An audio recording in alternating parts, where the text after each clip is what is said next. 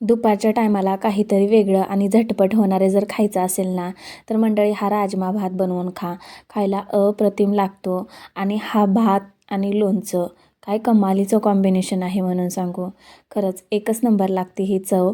तुम्ही एकदा नक्की करून पहा. तर काय केलेलं आहे, रात्रभर आहे ना राजमा जो आहे तो भिजत ठेवलेला होता. छान असा भिजला गेलेला आहे. आता देऊया फोडणी. फोडणीसाठी गॅसवरती कुकर ठेवलेला आहे आणि अगदी 2 चमचे तेल टाकलेलं आहे. तेलामध्ये आवडीचे खडे मसाले टाकून घ्या. यानंतर यामध्ये टाकूया बारीक चिरलेला उभा पातळ कांदा.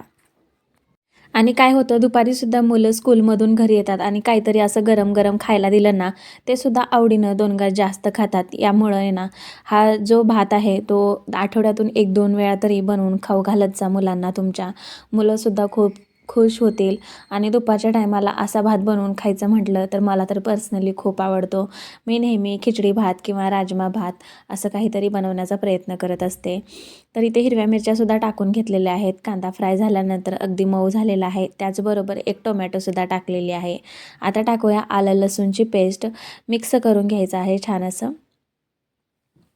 यानंतर मसाले आपण ॲड करणार आहोत यामध्ये. तर अगदी हळद पावडर, घरगुती मसाला, त्याचबरोबर आहे ना इथे बिर्याणी मसाला वापरलेला आहे. कारण बिर्याणी मसाल्यानं खूप छान अशी चव येते आणि वेगळा फ्लेवर बिर्याणीसारखा जाणवतो. यासाठी इथे मी बिर्याणी मसाल्याचा वापर केलेला आहे. हवं तर तुम्ही अगदी घरगुती मसाला टाकूनच हा जो भात आहे तो बनवू शकता. खरंच खायला खूप चविष्ट लागतो, मस्त चव येते. तुम्ही एकदा नक्की ट्राय करून पहा हा भात आणि मला कमेंट्स करून सांगा कसा झाला आहे हा राजमा राईस. मसालेसुद्धा शिजवून झालेले आहेत. आता यामध्ये गरजेनुसार पाणी टाकून घ्यायचं आहे.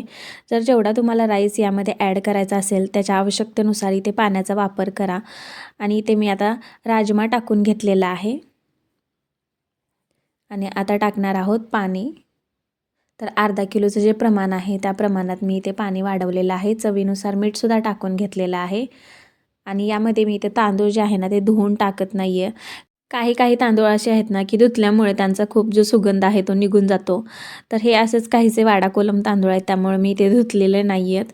जर तुम्हाला धुवून टाकायचे असेल तर तुम्ही टाकू शकता. सर्वात शेवटी वरून कोथिंबीर टाकलेली आहे. कुकरचं झाकण लावूया आणि अगदी 3 ते 4 शिट्टी करून घेऊया. जर माझ्या रेसिपीज तुम्हाला आवडत असतील तर लाईक करा, शेअर करा, कमेंट्स करा आणि अशाच नवनवीन रेसिपीसाठी मला सबस्क्राईब मात्र नक्की करा. आफ्टर 3 ते 4 शिट्ट्यानंतर आपण झाकण खोलून पाहूया. मस्त सुगंध येतोय आणि हा जो भात आहे ना तो लोणचं आणि भात मस्त एन्जॉय करा. धन्यवाद.